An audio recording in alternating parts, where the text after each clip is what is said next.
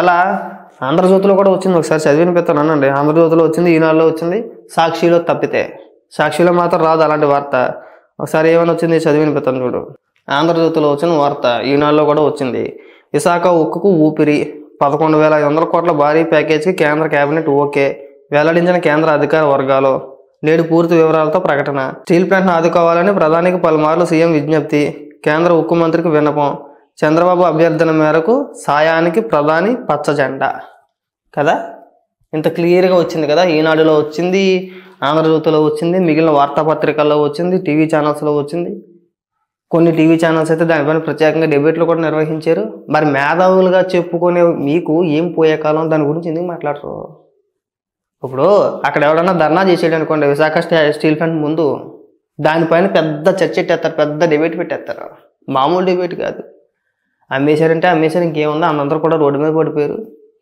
అందులో ఎవరైతే ఉద్యోగులు ఉన్నారో వాళ్ళ కుటుంబాలు మొత్తం రోడ్డు బాలు అయిపోయినాయి. ఇది అన్యాయం, ఇది అక్రమం. మనం జగన్ మీద విషయం కక్కేసాము, విషయం చిమ్మేసాము. మా సాయి అయితే మరీ దారుణం. గత వారం 10 రోజులు బట్టి రోజుకు ఒక 100 వీడియోలు చేస్తారు. అందులో 10 వీడియోలు జగన్పై విషయం చిమ్మేసాం, జగన్పై విషయం చిమ్మేసాం, జగనే ఉంటే బాగుండేది, జగనే ఉంటే బాగుండేది. ఈ పాఠం పట్టేసుకున్నాడు. వైసీపీ కార్యకర్త కంటే ఘోరం అయిపోయాడు ఇక్కడ. విశాఖ ఉక్కు గురించి నువ్వు కూడా విశ్లేషణ చేసుకొచ్చావు కదా, అనేక విశ్లేషణ చేసుకొచ్చావు కదా. నిన్న వచ్చింది వార్త, నిన్న తెలిసింది, టీవీ ఛానల్స్లో వచ్చింది. మరి నువ్వు జర్నలిస్ట్ కదా, నువ్వు న్యూట్రల్ కదా, మాట్లాడాలి కదా. మనం ఎందుకు మాట్లాడితే మళ్ళీ చంద్రబాబు నాయుడు గారికి మేలు జరిగిపోద్దనా? చంద్రబాబు నాయుడు గారి తరఫున మాట్లాడినట్టు ఉంటుందనా? అదే వ్యతిరేక వార్త ఏదైనా వస్తే కనుక ముందే గొడ్డలు దించేసుకుంటాడు. గతంలో మనం జగన్ మీద విషయంగా ఎక్కేసాం, ద్వేషం చింపేసాం, ఇది అన్యాయం, ఇది అక్రమం. నిన్న ఒక విశ్లేషించిన తర్వాత నా మైండ్ పోయింది. నేను వీడియో కూడా చేశాను కదా, మీకు చూసారు మీరంతా కూడా. మధ్యతరగతి కుటుంబాల్లో పనులు చేయడానికి జనం దొరకట్లేదంట. అందుకు గాను మధ్యతరగతి వాళ్ళు జగన్మోహన్ రెడ్డి పైన కక్ష పెంచేసుకొని జగన్మోహన్ రెడ్డి ఓటేయలేదని మాట్లాడతాడు. అంటే మధ్యతరగతి వాళ్ళు ఎవరైనా సరే ఇంట్లో పని మనుషుని పెట్టుకొని పని చేయించుకునే స్థాయికి మనం వెళ్ళిపోయావా? ఒకవేళ అలా పెట్టుకుంటే మనం మధ్యతరగతి అని చెప్పేసి ఎందుకంటా వాళ్ళని? అదొక విశ్లేషణ. హైదరాబాద్లో మాకు మేధావి ఉన్నాడు, ఇంకా ఆయన మేధావి గురించి మనం చెప్పుకోవసలేదు. అదొక విచిత్రమైన మేధావితనం. ఎవరో ఏదో అన్నారని చెప్పేసి అని దానికి 2-3 రోజులు బట్టి అదే అంశం పైన అతని గురించే దానిపైన చర్చల మీద చర్చలు. ఏమన్నా అంటే ఆయన అధికార ప్రతినిధి అంటే కరెక్టే కాదనట్లా, అది ఆయన అభిప్రాయం. ఎవరు వ్యక్తిగత అభిప్రాయాలు వాళ్ళకు ఉంటాయండి. పార్టీ లైన్ అని చెప్పి నేను అనట్లా. ఆయన అధికార ప్రతినిధి అయినంత మాత్రాన ఆయన అభిప్రాయాలు ఆయనకు ఉంటాయి. ఆయన చెప్పినంత మాత్రాన పార్టీ చెప్పినట్టు కాదు, పార్టీ లైన్ కాదు అది. అధికార ప్రతినిధి పార్టీ కార్యాలయంలో ప్రెస్ మీట్ పెడితే అది పార్టీ లైన్. వ్యక్తిగతంగా నా అంతగా స్వతహాగా నేను ఒక సెల్ఫీ వీడియో రిలీజ్ చేస్తానో లేదంటే నేను మాట్లాడుతానో అది పార్టీ లైన్ అవ్వదు. నా అభిప్రాయాలు నాకు ఉంటాయి, వేరొకరి అభిప్రాయాలు వేరొకరికి ఉంటాయి. మా వ్యక్తిగత అభిప్రాయం తీసుకొచ్చి పార్టీ పైన రుద్దేసి అదే పార్టీ లైన్ అని చెప్పేసి పార్టీల మధ్యన విభేదాలు పెట్టే ప్రయత్నాలు చెయ్యొద్దు. మీ మేధావితనాలు అక్కడితో కట్టిపెట్టేస్తే బాగుంటుంది. వీటిపైన విశ్లేషణ చేయండి. ఇది పనికొచ్చే అంశాలు కదా, దీనిపైన విశ్లేషణ చేయండి. జగన్మోహన్ రెడ్డి ఉన్నప్పుడు ఏ స్థాయికి తీసుకెళ్లారు విశాఖ ఉక్కుని, ఎక్కడి దాకా తీసుకెళ్లారు? అక్కడి దాకా ఎందుకు? మాజీ సీఎస్ ఎల్వి సుబ్రహ్మణ్యం గారే చెప్పారు, విశాఖ స్టీల్ ప్లాంట్ ఎత్తేసి అక్కడ రాజధాని కట్టేస్తానట. ఆయన చెప్పింది, స్వతహాగా ఆయన చెప్పిందే కదా, మేము చెప్తున్నామా? ఆయన మాజీ సీఎస్ కదా. ఏమన్నా అంటే నాతో వాదించాడండి, నీతో వచ్చిన సమస్య ఇదే అన్న. ఆ వీడియో కూడా వినిపించే ప్రయత్నం చేస్తా, ఒకసారి వినండి. చాలా భయంకరమైన ఆలోచన ఒకసారి ఆయన చెప్పాడు. నాకు వినంగానే అసలు షాక్ అయిపోయాను. విశాఖపట్నంలో ఉన్న స్టీల్ ప్లాంట్ తీసేసి అక్కడ క్యాపిటల్ సిటీ కడదా ఉన్నాడు.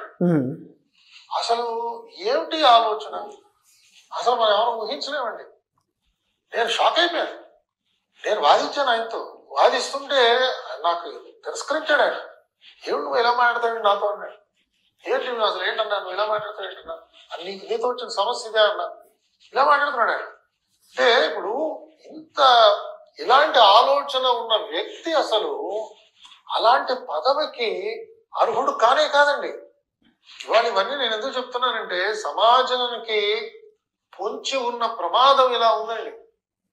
మనం ఎలా అది దీనిపైన ఈ అంశం పైన ఎవరైనా మాట్లాడారయ్యా? మనం చేస్తాం కదా విశ్లేషణ. ఇలాంటి వాటి గురించి చేయరు. పనికిరాని అంశాలు ఎవరైనా ఏదైనా మాట్లాడితే దాన్ని తీసుకొచ్చి పార్టీలకు లింక్ వేసేసి దీని వెనకాతలు ఎవరున్నారు? ఎవరు ఉండరు నాయన. వ్యక్తిగత అభిప్రాయాలు మాకు ఉండవా? పవన్ కళ్యాణ్ గారు ముఖ్యమంత్రి అవ్వాలని చెప్పేసి జనసేన కార్యకర్తలు నాయకులు కోరుకుంటారు. మేము లోకేష్ గారు ముఖ్యమంత్రి అవ్వాలని చెప్పేసి మేము కోరుకుంటాం. మా అభిప్రాయాలు మాయి, వాళ్ళ అభిప్రాయాలు వాళ్ళవి. వాళ్ళ అభిప్రాయాలు మనం తప్పుపట్టలేం, మా అభిప్రాయాలను ఎవడు తప్పుపట్టలేడు. ఎవడి వ్యక్తిగత అభిప్రాయాలు వాడికి ఉంటాయి, కార్యకర్తలుగా నాయకులుగా. దాన్ని కూడా మనం దానిపైన కూడా విశ్లేషణ, దానిపైన ఎవరో ఉన్నారు, దాని వెనకాతలు ఎవరో ఉన్నారు, ఎవరు ఉండరు. మాకంటూ కొన్ని వ్యక్తిగత అభిప్రాయాలు ఏడు సత్తాయి. అలాగే జనసేన కార్యకర్తలకు ఉంటాయి, తెలుగుదేశం కార్యకర్తలకు ఉంటాయి, నాయకులకు ఉంటాయి. ఉండకుండా ఏం ఉండవు. అది జనరల్గా జరిగేదే. ఆ సొల్లు వదిలేయండి, ఆ ఉపన్యాసాలు వదిలేయండి. దీనికి సంబంధించి మాట్లాడితే బాగుంటుంది. దానిపైన ఏకంగా గత 3 రోజులు బట్టి చర్చ. మా ప్రొఫెసర్ అయితే మరీ దారుణం. ఇంకా రాష్ట్రంలో వేరే అంటే ఆయన రాష్ట్రంలో బోలి సమస్యలు ఉన్నా సరే వాటిపైన విశ్లేషణ చేయుడు, ఎవరు దేకరు, ముందు పట్టించుకోరు. అలాగే మాట్లాడుతూ ఉంటారని చెప్పేసి వదిలేస్తారు అంతే. మా దరిద్రానికి ఏంటంటే ఆయనకు ఒక 99 టీవీ ఏదో ఒకటి ఉంది. వాళ్ళకి ఎవరో దిక్కులేరు, ఈయనకి ఎవరో దిక్కులేరు. వాళ్ళకి ఈయనకు వాళ్ళు, వీళ్ళకి వీళ్ళ దిక్కు. ఈయన ఇలా అక్కడ కూర్చుంటాడు, ఆయన చేత మాట్లాడిపించుకుంటారు. ముందు వాళ్ళ ఛానల్లో వాళ్ళు వేసుకుంటారు, తర్వాత ఆ వీడియోలు మొత్తం ఈయనకి ఇస్తారు. ఈయన ఛానల్ వీళ్ళని అప్లోడ్ చేసుకుంటారు. అలా గడిపించేస్తున్నాడు అంతే. పనికొచ్చే వాటిపైన విశ్లేషణ చేయండి, పనికిరాని అంశాలపైన మనకెందుకు విశ్లేషణ? ఏమన్నా అంటే ఏడుస్తారు మళ్ళీ.